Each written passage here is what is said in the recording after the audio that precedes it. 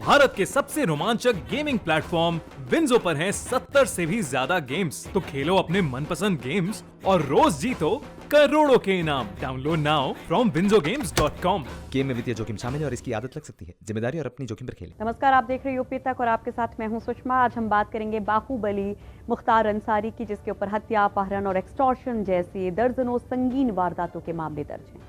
फिर चाहे 2005 में मऊ में हिंसा भड़काने का आरोप हो या फिर बीजेपी नेता कृष्णानंद राय की 7 साथियों समेत हत्या का आरोप हो, इस बाहुबली के कारनामे से जरायम की दुनिया भी खौफ खाती है।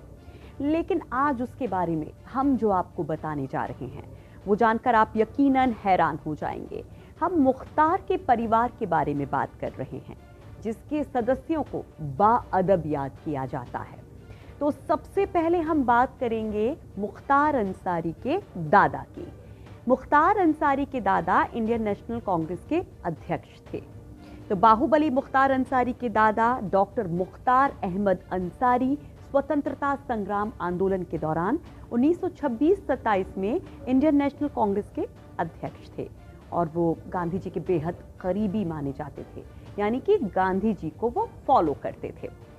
अब चलिए बात करते हैं मुख्तार अंसारी के नाना की। नौशेरा की लड़ाई में मुख्तार अंसारी के नाना शहीद हुए थे।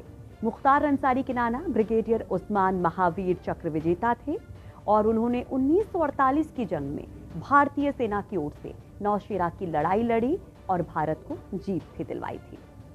वो इस जंग में शहीद हो गए थे।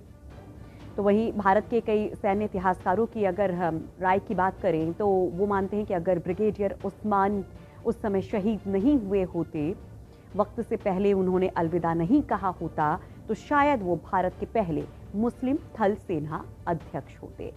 तो देखिए कितनी बड़ी उपलब्धि यहाँ पर मुख्तार अंसारी के नाना के पास थी, जिसके लिए वो आज भी याद किए जाते हैं।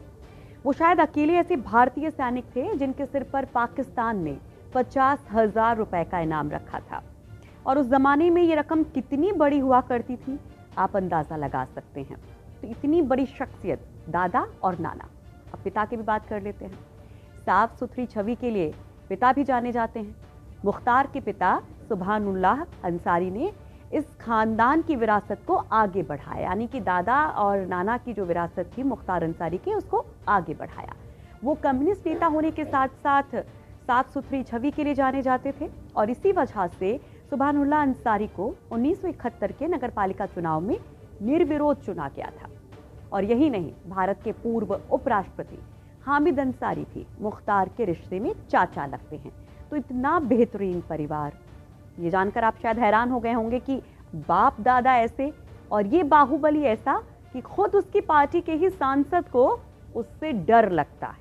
बीएसपी सांसद अतुल राय को अपनी ही पार्टी के विधायक बाहुबली मुख्तार अंसारी से जान का खतरा है, ये बात उन्होंने पुलिस से कही है।